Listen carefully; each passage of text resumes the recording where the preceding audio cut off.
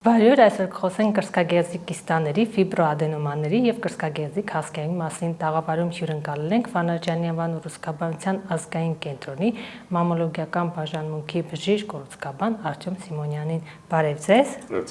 Մեր զրույցը սկսենք կիստաներից, ինչի հետևանքով են զարգանում։ Նախ ասենք, որ կիստաները որպես կանոն կարելի է դիտարկել ընդհանուր մաստոպաթիաների կառուցվածքի մեջ, չնայած տարբերակում ենք նաև ուրեմն սոլիդ առանձին կիստաներ, դրանք որպես կանոն իրենց ինչ է ներկայացնում, հեղուկով լցված պարկեր են եւ որպես կանոն, ինչպես ասացի, դրանք դիտարկում ենք մաստոպաթիաների ընդհանուր կառուցվածքի մեջ։ Պատճառագիտության մեջ եթե նշենք, առավել հաճախ իհարկե մի քանի խումբ պատճառներ ենք առանձնացնում, սկսած գինեկոլոգիական խնդիրներից, տարբեր տիպի էրոզիաներ, էնդոմետրիոզներ եւ այլ։ Երկրորդ հիմնական խումբ պատճառը դա հորմոնալ շեղումներն են, որոնք հիմնականում պայմանավորված են ձվարանների եւ վահանաձև գեղձի հետ։ Այսինքն, երբ առավելապես լինում է ոչ լարժեք ձվազատում, այսինքն ձվարանի կիստաների առաջացում եւ վահանաձև գեղձի թերֆունկցիա կամ հիպոֆունկցիա։ Առավել հաճախ, եթե կլինիկական նշաններից ասենք, առավել հաճախ իհարկե ոչ պարտադիր, բայց առավել հաճախ հանդիպող նշանները դրանք որպես կանոն լինում են դաշտային ցիկլի խանգարումների տեսքով, ասենք առատ, սակավ ու շուտ երկար կարճ, լինում է մազաթափության ձևով, երբ կինը նշում է, որ ունի, ասենք, այն հատվածներում, որտեղ բնորոշ չի մազաթափություն եւ այլ հատվածներում, որտեղ բնորոշ չի մազակալում, քաշի փոփոխություն դեպի ավելացման կողմը, լինում է մաշկի չորություն, ճարպոտություն, մաշկի վրա, ուսի, կրծքի, պարանոցի վերին հատվածներում հիմնական ակնեների, այսպես կոչված դեռահասության ակնեների բզուկների առաջացում։ Այսինքն նշանները, որոնք մեզ անուղղակի կարող են հուշել, որ կա հորմոնալ շեղումներ։ Եվ երրորդ հիմնական կարևոր պատճառներից մեկը դա կնոջ ոչ ռեգուլար, ոչ բավարարված սեռական կյանքն է։ Այսինքն նշաններ, որոնք մեզ կարող են հուշել խնդիրների մասին։ Կիստաները, եթե լինում են բազմակի, հիմնականում 1-2 սանտիմետր, մենք որպես կանոն դրանց ուղղակի դիտարկում ենք, եթե կա որոշակի հատուկ շեղում, առանձնահատկություն, մենք իհարկե առաջարկում ենք կամ պունկցիոն բիոպսիա, այսինքն դատարկել բջջաբանական հետազոտություն իհարկե կատարելով, կամ եթե արդեն կա ինչ-որ կիստայի բորբոքում, կամ ասենք ցիստոպապիլոմա, այսինքն առաջացում, երբ կիստայի մեջ առաջանում է պապիլոմա, դրանք առաջարկում ենք որպես վիրահատական բուժում։ Եթե չէ, մենք որպես կանոն առաջարկում ենք դեղորայքային բուժում։ Չնայած դեղորայքյան բուժումը կարևոր է, բայց ես միշտ անպայման շեշտում եմ, որ առավել կարևոր է պատճառական բուժումը։ Մինչև պատճառը չբուժենք, հետևանքը ինքնուրույն չի անցնի։ Այնպես որ ավելի կարևոր է պատճառի հայտնաբերումը, պատճառական բուժումը եւ իհարկե զուգահեռաբար մաստոպաթիայի բուժումը։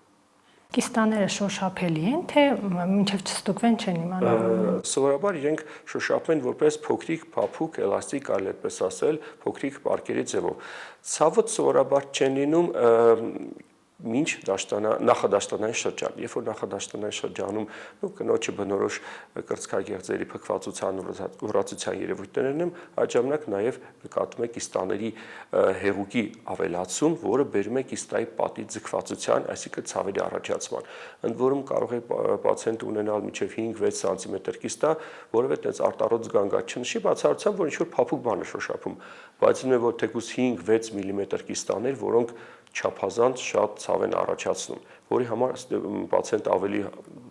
հաճախ դիմում է, քան թե ասենք այդ մեծ կիստաների պարագայում։ Ցավի դեպքում վիրահատություն է նշանակում, թե դեղորայքով է բուժում։ Չէ, ցավի դեպքում, ինչպես ասում ենք, դա դիտարկում ենք մաստոպաթիայի որպես ախտանիշներից մեկ եւ արդեն առաջարկում ենք մաստոպաթիայի բուժում։ Վիրահատությունը առաջարկում ենք, երբ որ կա կիստայի բորբոքում, այսինքն կա ինչ-որ թարախակալում, կամ ինչպես ասացի, արդեն կա կիստայի ցիստոպապիլոմայի վերածում, երբ որ առաջանում է կիստայի ներսում պապիլոմա, որը կարող է պոտենցիալ, ինքը բարորակ է, բայց պոտենցիալ ժամանակի ընթացքում կարող է վերափոխվել դեպի չավրակը։ Բարորակ են համարվում նաև ֆիբրոադենոմաները։ Այո։ Իհարկե ֆիբրոադենոմաներ դրանք առավել հաճախ հանդիպող բարակ գոյացություններ են, այնտեղ կան նաև գամարտոմաներ, լիպոմաներ եւ այլ։ Բայց ֆիբրոադենոմաները, ինչպես ասացի, դրանք առավել հաճախ հանդիպող են, եթե սովորաբար մինչև 2 սանտիմետր անում ենք, չենք էլ առաջարկում վիրահատություն,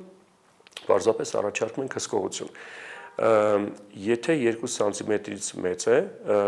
կամ տեսնում ենք որոշակի ժամանակի ինտերվալ, ենթադրենք 6 ամիսի մեկ նշանակում ենք հսկողություն, այսինքն սոնոգրաֆիա։ Այդ պարագայում մենք ուրեմն հսկում ենք 3 հիմնական չափանիշներ՝ չափ, քանակ եւ որակ։ Եթե տեսնում ենք, որ այդ ինտերվալ ժամանակի տվյալ միավորի ընթացքում չափ ասենք մի քանի միլիմետրի դեպքում կարող ենք տենց չբարդացնել այսպես ասած իրավիճակը, պարզապես բայել հսկողության տակ։ Եթե տեսնում ենք, որ այդ 6 ամսվա ընթացքում աճը արագ է, այսինքն մեծանում է չափը, կես սանտիմետրից մեծ, 1 սանտիմետր եւ այլը, մենք ամեն դեպքում առաջարկում ենք հեռացնել։ Երկրորդը դա քանակականն է, այսինքն կարող են լինել միակ եւ լինել բազմակի։ Եթե լինում է բազմակի, այստեղ մի շատ կարևոր հարց է, որ նույնիսկ եթե մենք պացիենտին առաջարկենք վիրահատություն եւ բոլոր ֆիբրոադենոմաները հեռացնենք, կա հավանականություն եւ մեծ է հավանականությունը, որ կարող է ինչ որ ժամանակ հետո նոր առաջանալ։ Ես ինքս երբ որ տեսնում եմ կա բազմակի եւ չկա որևէ ֆիբրոադենոմա, որը հատուկ ուշադրության, այսինքն վիրահատական միջամտության կարիք ունի, այդ դեպքում նույնիսկ ինքս առաջարկում եմ 1 մինչեւ 2 տարի հսկել, ինչ նպատակով, որ ենթադրաբար, եթե այդ ֆիբրոադենոմաները էլի կան փոքր, որոնք կարող են դեռ մեծանալ, թող հնարավորին չափ իհարկե, ինչքան որ հնարավոր է կարող է մեծանալ, հայտնի դառնալ, որովհետեւ մենք գնանք, եթե գնում ենք վիրահատության, հնարավորինս հեռացնենք բոլոր ֆիբրոադենոմաները, չնայած այնպես որ 4-5 մմ, որ ուղղակի տեխնիկապես հնարավոր չէ։ Այսինքն այդ պարագայում կարելի ուղղակի որոշակի ժամանակ հսկել ու գնալ վիրահատության, ենթադրելով, որ հնարավոր է դրանից հետո այլևս նորը չառաջանա։ Եվ իհարկե կան ֆիբրոադենոմաներ, մի կարելի ասել այսպես ասենք տարատեսակը, դա տերևանման ֆիբրոադենոման, կամ ասում ենք ֆիլոիդ ուռուցք կամ ֆիլոիդ ֆիբրոադենոման, ինքը ի տարբերություն սովորական ֆիբրոադենոմայի ունի հավանականություն դեպի վատ վերափոխվելու։ Իհարկե դա բավականին ժամանակի մեջ կարող է տեղ ունենալ եւ այնպես չի որ պետք է հրատապ շուտ գնալ վիրահատության։ Մենք այսինքն այստեղ շատ կարևոր բան է, երբ որ եզրակացությունը կարդա ցանկացած պացիենտ, այդտեղ ամենավերջում գրվում է միջազգային բիրած դասակարգում։ Եթե լինում է 2, դա սովորական ֆիբրոադենոմաներն են։ 3-ի պարագայում կարծում ենք, որ բարորակ է, բայց արդեն փոքր ինչ կասկած կա դեպի վատը վերափոխման։ Մինչև 95-98% դեպքերում կարող ենք ասել, որ բարակ է։ Երբ որ արդեն այնտեղ գրվում է 4, արդեն դա ավելի պետք է զգաստանալ, պետք է զգուշ լինել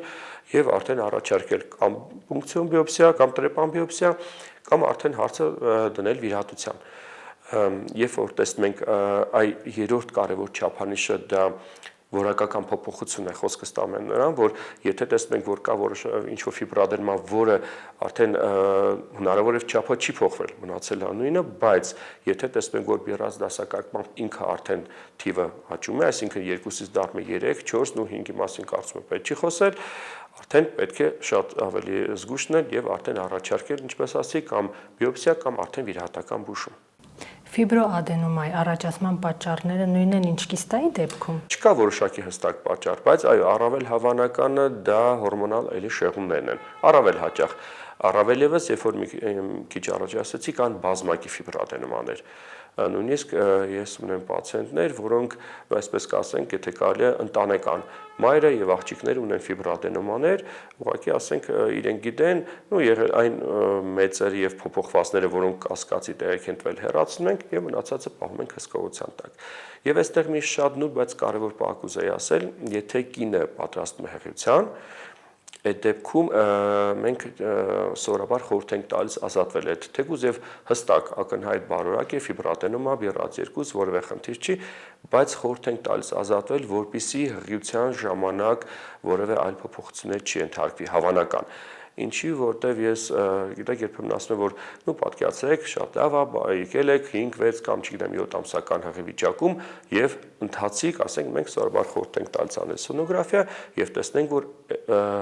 ֆիբրոադենոման կամ չափերով մեծացել է կամ ինչը որ ավելի կարևոր է եւ ավելի պետք է ուշադիր լինել, երբ որ բիրած դասակարգմամբ դերցել են ընդհանրեն 2-ը 3 կամ առավել եւս 3-ը 4 ու ինչպես վարվել այդ պարագայում հղի կնոջը հոգեբանական, ֆիզիկական տրավմա ենթարկել բնականաբար ցանկալ չէ, բայց անել բիոպսիա, գնալ վիրահատության, թե ուղղակի ասել գիտեք, սպասենք, տեսնենք ինչ կլինի հաջորդ, ասենք մինչև 9-րդ ամիսը, այսինքն մինչև ծննդալուծումը, դա կարող է շատ վտանգավոր եւ ռիսկի խնդիր առաջանալ։ Ու ես անկեղծ ասեմ, մեկ պացիենտ եմ ունեցել այսքան ժամանակ, որին հղի վիճակում կատարել ենք վիրահատություն, դա հավատացեք եւ բժշկի համար շատ հոգեբանական, դժվար, ծանր է։ Մենք արեցինք տեղայնով, շատ զգուշ, շատ նուրբ, բառացիոնը տևեց մի 10 րոպե, բայց հավատացեք, դա բացարձակ ցանկալի չի, ոչ տվյալ կնոջ հեղի վիճակում, ոչ էլ, ասեմ ձեզ, ոչ էլ բժշկի համար բացարձակ ցանկալի չի։ Բայց այս երկուսը բնորոշ են երիտասարդ աղջիկներին։ Այո, առավելապես շատ ճիշտ եք նկատում, որ ֆիբրոադենոմաները, կիստաները, այս բոլորը բնորոշ են եւ դա էլ խոսում է եւս մեկ անգամ փաստում է այն հանգամանքը, որ հորմոնալ ակտիվ վիճակներին մենք ունենք դեպքեր, երբ որ արդեն դաշտարդաթարի այդ ժամանակ ենք հանդիպում, իմ ջալոց այդ դեպքում շատ պետք է զգուշավորել, որտեվ մենք գիտենք, որ ֆիբրոադենոման ավելի բնորոշ է երիտասարդ կանանց, իսկ ասենք 45 կամ 50 տարեկան կնոջ մոտ առաջացած ֆիբրոադենոման շատ կասկածելի է եւ մենք չնայած եւ եթե լինում է որ տեսնենք որ ամեն դեպքում եզրակացությամբ կրում է բարակ, մենք խորհուրդ ենք տալիս գնալ վիրահատության, որպեսզի ազատվել դրանց, որտեվ դա բացարձակ այդ տարիքում բնորոշ չէ, որովհետեւ թաքնված իրեն մեջ որևէ վտանգ չպարունակի։ Բայց քանի որ այն բավականին տարածված է, հիմա ինչու բոլորը վիրահատեն, եթե դեռ ամուսնացած չեն։ Երբ որ պատրաստվում է արդեն հղիության,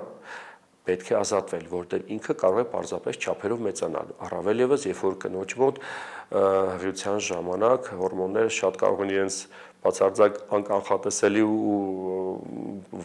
պահել եւ ֆիբրոադենոման չափերով մեծանալով կարող է ուղղակի ստեղծել խնդիրներ կերակրման ժամանակ, եթե անգամ նույնիսկ ինքը չվերափոխվի։ Այսինքն կարող է լինել առավելապես կենտրոնական տեղակայման դասավորության դեպքում կարող է սեղմել որևէ արտատար ծորանի, կաթնային ծորանի եւ բերել կաթի հոսքի խանգարման, արտահոսքի, այսինքն բերել լակտոզազդի, այսպես կոչված կաթի արտահոսքի խանգարման, որը կարող է ստեղծել պայմաններ ուղղակի մաստիտի զարգացման։ Իսկ պատկերացրեք նորածին կնոջ մոտ, ասենք, չգիտեմ, մի շաբաթ կամ 10 օր առաջ ծննդաբերած կնոջ մոտ արդեն դա բացարձակ ցանկալի չի, դրա համար խորհուրդ է տրվում հեռացնել։ Երիտասարդները ինչպես են բացահայտում այդ խնդիրը։ Առավել հաճախ, եթե լինում է տեղակայումը դեպի մաշկ, այսինքն ավելի մակերեսային, եղծի մակերեսային շերտերում, շոշափում են որպես կլոր փոքրիկ գոյացություն, ընդ որում հետաքրքիր է որ հարցում ես ինչ գանգատներ եք, ասում եմ ոչ մի։ Չէ, ասում եմ ցավ չունեմ, ասեմ ինչ գանգատներն եք, ոչ ասում եմ ցավ չունեմ, ասեմ իսկ գոյացություն շոշափում եք, ասում եմ իհարկե, ասում բայց դա գանգատ է, չէ, որպես կանոն դիմում են եթե ցավ է լինում, եթե ցավ չի լինում, գիտեք, ուղղակի գոյացություն ասում են դե կար ինձ չի խանգարում եղելանույնը կամ դիմում են, երբ որ նկատում են, որ այդ գոյացությունը չնայած չի ցավ, բայց վերջի ժամանակներ սկսել է ինչ-որ չափերով փոխվել, մեծանալ։ Այդ դեպքում են դիմում, որպես կանոն կարելի ասել, որպես փոքրիկ կլոր շարժում, այսպես կոչված շարիկ են շոշափում։ Կամ եթե լինում ավելի խորը շերտերում, հիմա փառք Աստծո կան հետազոտություններ, պրոֆիլակտիկ, այսինքն սկրինինգային, համապետական եւ այլ մարզային ծրագրեր, բուժ հիմնարկներն են իրեն կազմակերպում իրենց աշխատողների համար պրոֆիլակտիկ զննումներ, որի ընթացքում կարող են պարզապես հայտնաբերվել։ Այդ դեպքում եթե փոքր են մենք պարզապես ասում ենք հսկել, եթե արդեն տեսնում ենք մեծ է, ես ունեցել եմ պացիենտ, որի մոտ 6 սանտիմետր, որ ինքը ասում էր ես 3 չառաջոն եմ շոշափել ու բոլորս էլ կարող ենք հասկանալ, որ 2 օրվա մեջ չէր կարող 6 սանտիմետր ֆիբրոադենոմա ձևավորվել, դա ամիսների, հնարավոր է տարիների պատմություն է, բայց պարզապես կին այդ 6 սանտիմետր ընդհանրապես շոշափել էր, ասենք տվյալ օրվանից 2 օր առաջ, որը մի քիչ իհարկե զարմանալի է։ Դա էլ կարող եմ խոսքը ստանել, որ ցանկալի է, պետք չի շատ ֆիքսվել կենտրոնանալ, բայց կարելի է ժամանակ առ ժամանակ կատարել նաև ինքնազննում, որպեսզի ինչ որ փոփոխություններ նկատել դեպքում իհարկե ժամանակին դիմել բժշկի։ Միակ ախտանշանը այդ ուռուցքի առկայությունն է շոշափվող, թե ինչ որ էլի հուշող տարբերակներ կան։ Միակ ախտանշանը գոյացությունը, ուրիշ ոչինչ։ Ավելին, երբ որ պացիենտը գալի ասում է, որ այ կա գոյացությունը եւ ցավում է, ճառագայթում է ու սկուրծք, չգիտեմ, մեջք, դրանք բոլորը պարզապես կնոջ էմոցիոնալ ֆոնն են։ Ֆիբրոադենոման երբևէ ցավ չի առաջացնում, եթե, ասենք, չգիտեմ, չի զուգակցում ինչ-որ բողոքային կամ այլ երևույթների հետ։ Պարզապես շոշափում է որպես փոքրիկ կլոր շարիկ շարժուն որպես կանոն անցավ, ամենակարևորը անցավ։ Դրա համար որպես կանոն չեն դիմում եւ դիմում են ավելի ուշ ժամկետներում։ Իսկ ինչ որ արտադրություն, Չէ, դա ավելի շատ մաստոպաթիաներին կարող է բնորոշնել, իսկ ֆիբրոադենոմայի դեպքում բացարձակ, ընդ որում եթե արտադրությունը շատ ճիշտ նշեցիք, եթե ավելի բաց գույնի դեղին կամ սպիտակ, դա կարծում եմ վախենալ չի բնորոշել մաստոպաթիաներին։ Եթե արտադրությունը լինում է ավելի շագանակագույն, արյունային կամ սև, այդ դեպքում պետք է զգուշանալ, որովհետև դա արդեն ավելի բնորոշ է ներծորանային պապիլոմատոզ կոչվող հիվանդությանը, որի պարագայում, եթե կարելի այդպես ոչ բժշկական բառերով ասել, փոքրիկ գործնուկի պես փոքրիկ գոյացություններ են արտատարծ ծորաներում, կաթնային արտատարծ ծորաներում։ Դրանք որպես կանոն բարորակ են, բայց եթե նույնիսկ ինքը լինում է 3, 4, 5 մմ, մենք անպայման առաջարկում ենք վիրահատություն, որովհետև պապիլոման կարող է ժամանակի ընթացքում, իհարկե ոչ ինչ որ ֆիքսված, այլ կարող ամիսների կամ տարիների ընթացքում վերափոխվել դեպի չարորակը։ Այդ պարագայում մենք անպայման վիրահատություն ենք առաջարկում, առավելևս երբ որ որևէ այլ բուժում գոյություն չունի։ Հնարավոր է մեկ կրծքագեղձում եւ կիստա լինի եւ ֆիբրոադենոմա։ Իհարկե, ունենում ենք, որ այդ պարագայում մեր ռադիոլոգները, մամոգրաֆիստները, սոնոգրաֆիստները, ասենց երբեմն երբ որ խոսում ենք, ասում են շատ խառը գեղձեր, այսինքն լինում է եւ կիստաներ, եւ ֆիբրոադենոմաներ, եւ օջախներ, ֆիբրոզ, ադենոզե օջախներ, որոնք առավելևս երբ որ կինը երիտասարդ է, երբ որ գեղձը, այսպես կոչված կոշտ է, տարիքի հետ գեղձը աշճանաբար կլիմաքսի տարիքից հետո արդեն վերափոխվում է դեպի ճարպայինի։ Այդ պարագայում շատ դժվար է ռադիոլոգներին հստակ եզրակացություն տալ ու իրենք որպես կանոն դիմում են կամ կոնտրաստային արդեն մամոգրաֆիայի կամ եթե տարիքը չի, ասենք մամոգրաֆիայի համար առավելևս գեղձը կոշտը առաջարկում են MRT հետազոտություն։ Ավելի հաճախ կոնտրաստային, որը մեզ տալիս է ավելի հստակ պատասխան,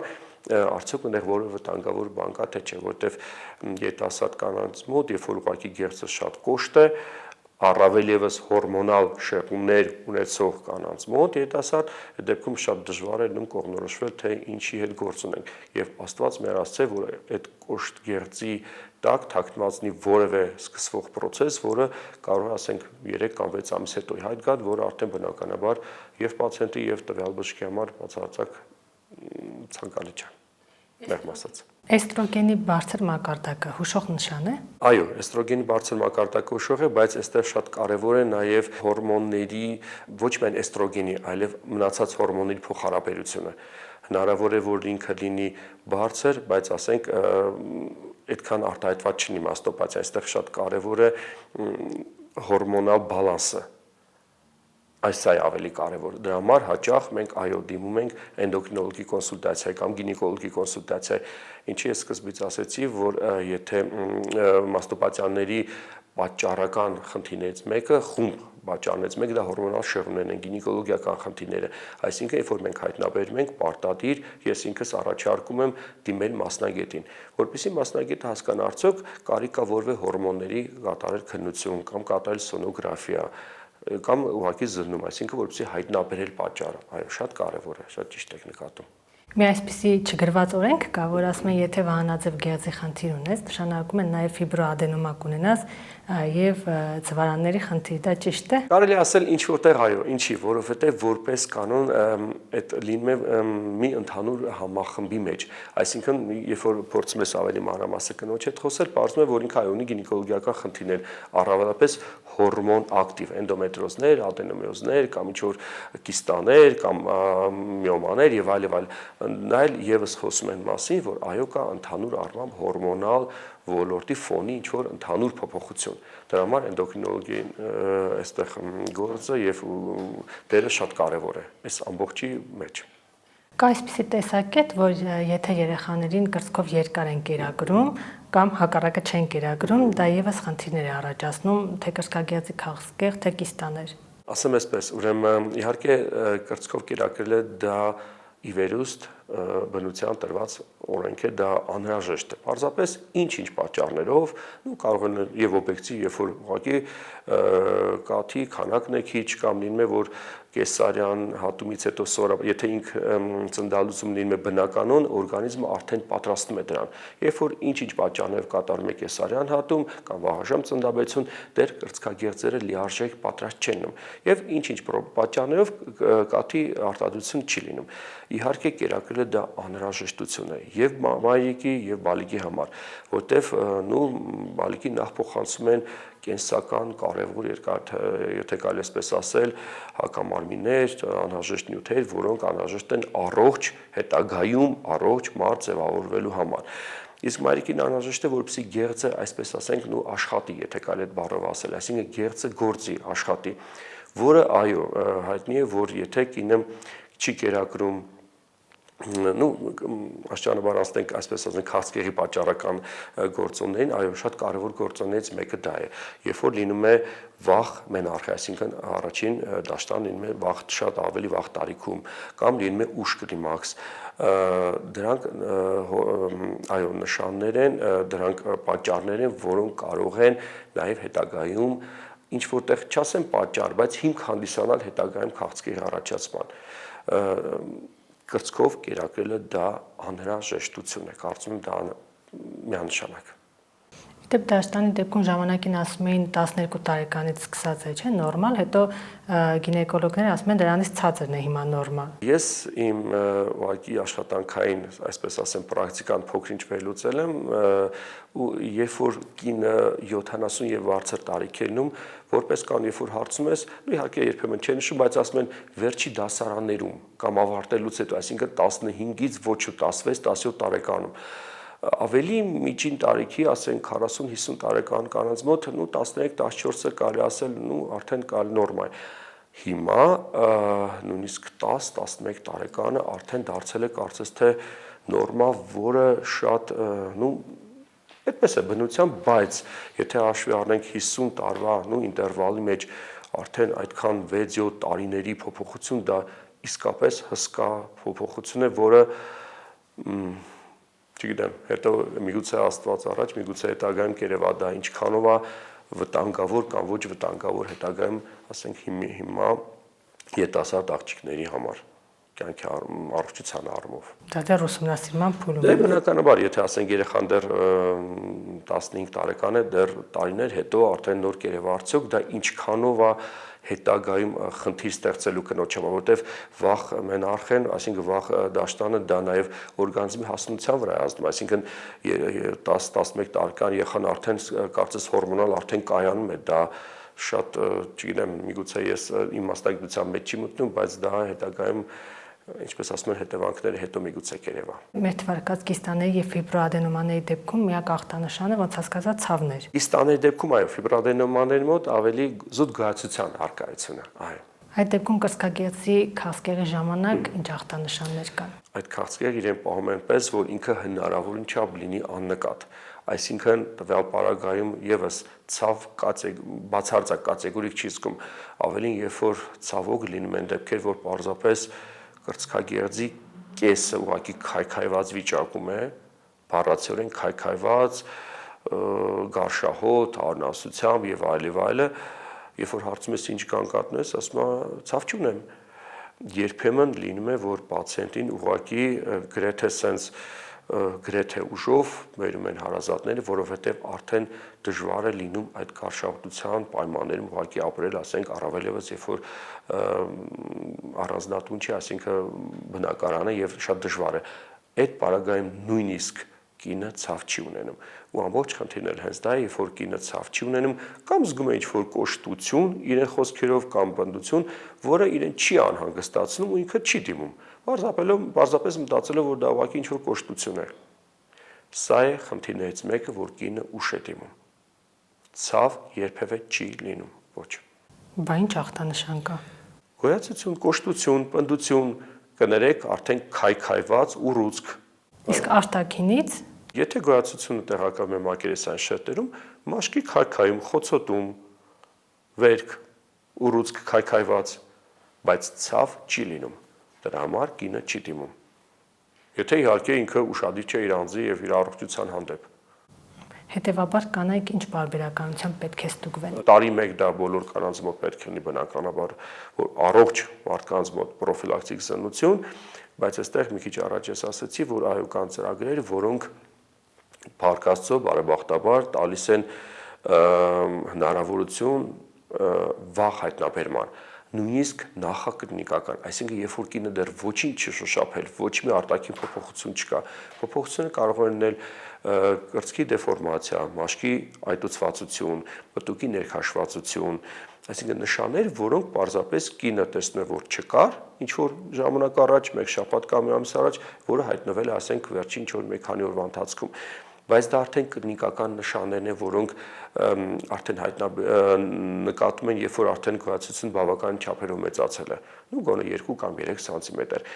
Իսկ հիմա ամբողջ նպատակը առողջապահության միտումը այն ուղղությամբ է, որ հայտնաբերել դեռ նախակլինիկական փուլում, այսինքն երբ որ գոյացությունը դեռ մի քանի միլիմետր է, 3, 5, 7, չգիտեմ 10 միլիմետր, որը ոչ մի կերպ կինը չի կարող շոշափել, իսկ դրա համար անհրաժեշտ է կատարել պրոֆիլակտիկ զննություններ, այսինքն տարի մեկ առողջ կանանց մոտ, եւ եթե կա ծրագրեր, եթե ինքը տվյալ ծրագրի շահառու է, անպայման գնա հերթական զննությունը կատարել։ Եվ ամենակարևորը, ինչու ենք մենք խորհուրդ տալիս վաղ հայտնաբերումը, որովհետեւ տվյալ պարագայում արդյունքները լինում են բավարար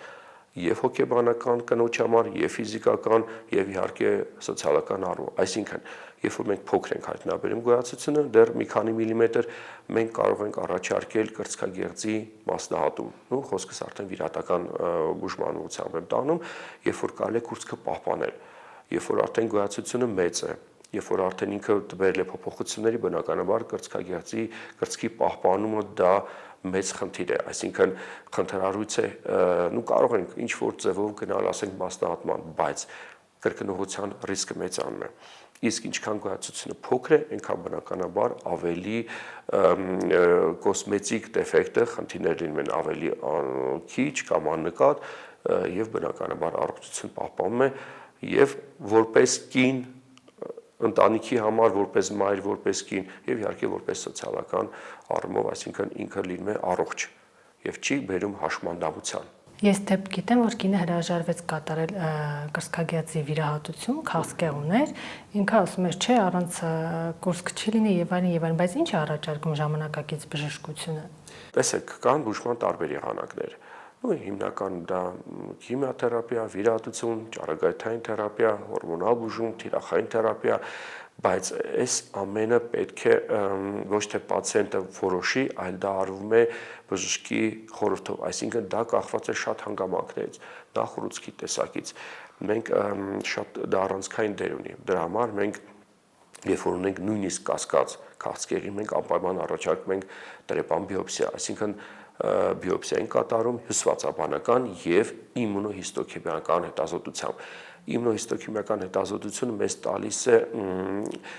ինֆորմացիա ուռուցքի ենթատիպի որոշման առումով։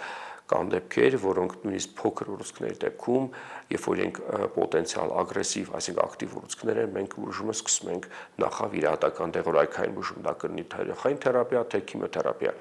Եթե տեսնում ենք, որ ինքը ագրեսիվ տարատեսակը չի, այդ դեպքում կարող ենք առաջարկել վիրահատություն։ Արդեն վերջում նաև ճառագայթային բուժում։ Այս ամենը միմիայն պետք է արվի լիարժեք հետազոտություններից հետո, այսինքն առաջի 2 կարևոր հիմնական հետազոտություն իմունոհիստոքիմիական, ինչպես ասեցի, եւ իհարկե համակարգչային շերտագրությունը, որպեսզի տեսնենք արդյոք չկա որևէ այլ տեղ օրգանիզմում, այլ հատվածներում մետաստատիկ ախտարում, որտեղ դրանից նույնպես կարող է բուժման տակտիկան լիովին փոխվել, ամբողջովին փոխվել։ Այնպես որ բուժման եղանակի եւ եղանակների եւ հաջորդական ցանտրությունը հավատացեք, որ դա շատ կարևոր առանցքային դեր ունի բուժման հետագա արդյունքների համար, այսինքն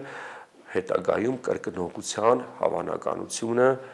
երբեք չեն կարող բացառել հավանականությունը նվազեցնելու համար։ Անկախ ամենից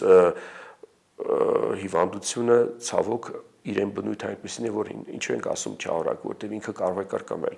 ընդ որում կրկնողությունը կարող է լինել շատ տարբեր ժամանակներում։ Ցավոք ունենք դեպքեր, որ մի քանի ամիս անց մենք տեսնում ենք կրկնողություն, դա շատ ագրեսիվ ուռուցքներին է վերաբերում, բայց կարող է կրկնողությունները 1 տարի, 10, 20 կամ չգիտենք 50 տարի հետո,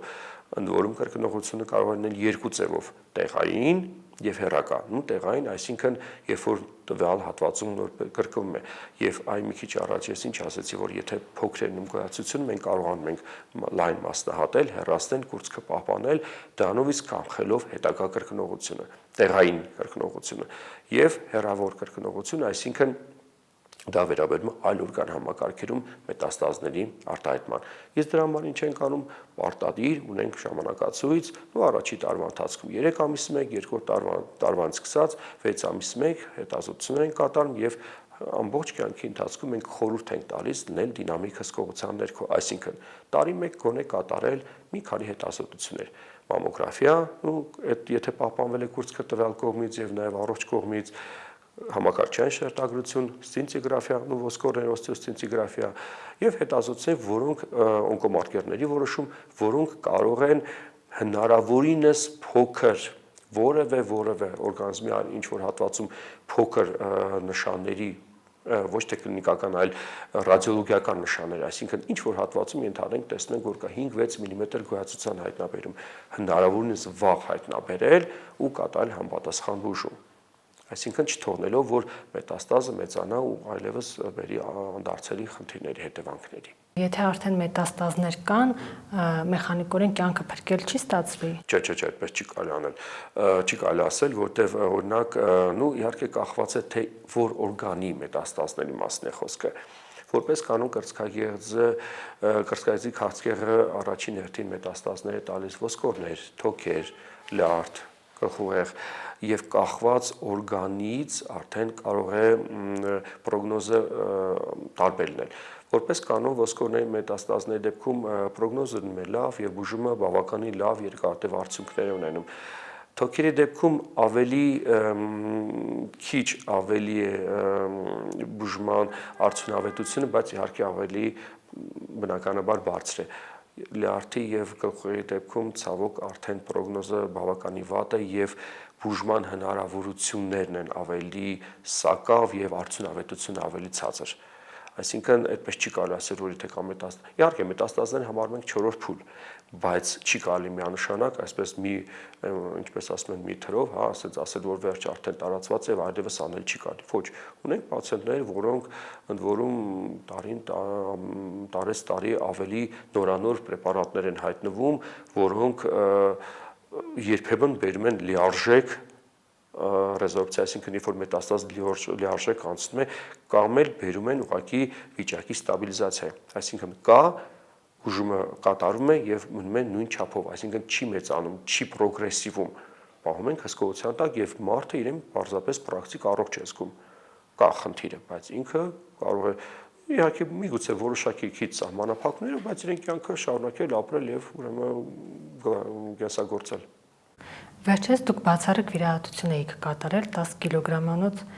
ֆիլոիդ ուռուցք եք հեռացրել։ Սա ինչպես էր բացահայտվել։ Այո, շատ եզակի դեպք էր, որի պարագայում ուղղակի ինքը իր բնույթով շատ եզակի էր, այսինքն պարզապես կինը թողել էր, որպեսզի կուրծքը հասներ այդ վիճակի։ Դա չգիտեմ ինչպես էր ինքը դա պահել, ինչպես էր ինքը դա արել, ուղղակի որ համեմատության մեջ նայում էր, առողջ կողմի կուրծքը բավականին փոքր, իսկ դա ինքն այդ ուղղակի պարզապես պետք է պատկերացնել 10 կիլոգրամ կուրծքը, ասեք եւ չափերով եւ ծանրությամբ ինչպես էր կին ուղղակի ապրում։ Եվ եկել էր պարզապես այն ժամանակ, երբ որ արդեն սկսվել էր քայքայվել։ Այսինքն դիմել են այն ժամանակ, երբ որ առնահոսել էր դա, չգիտեմ, լինում են եզակի դեպքեր, որ մենք ինքներս ենք երբեմն ինչպես ասում են, sense զարմանում, մեղմ ասած, բայց այո, լինում են, ցավոք լինում են։ Երիտասարդ կին, որը ուղղակի ընտանիքում գիտեին, տեսնում էին բնականաբար, չտեսնել հնարավոր չի, դա ամիսների պատմություններ, պարզապես թողել են, որ եկել էր այդ չափերը, արդեն քայքայում եւ անհասում էր, եւ իրանք որոշեցին, որ այդ օրը պետք է ուղղակի դիմեն։ Ընդ որում դիմել էին ուրբաթ օրը արդեն օրվա աշխատանքային ավարտին, օրվա ժամը 4:30, ուղղակի տենց հրատապ զանգելով գալով, որ մի բան արեք, որ արդեն ինքը քայքայում անհասում է։ Այդ պարագայում իհարկե մի քիչ ճիշտ չէ, որ ասես, բայ ինչի եք թողել այս վիճակին, արդեն պացիենտը դիմել է, ստիպված է այդ վիճակում արդեն խնդրին լուծում տալ, բայց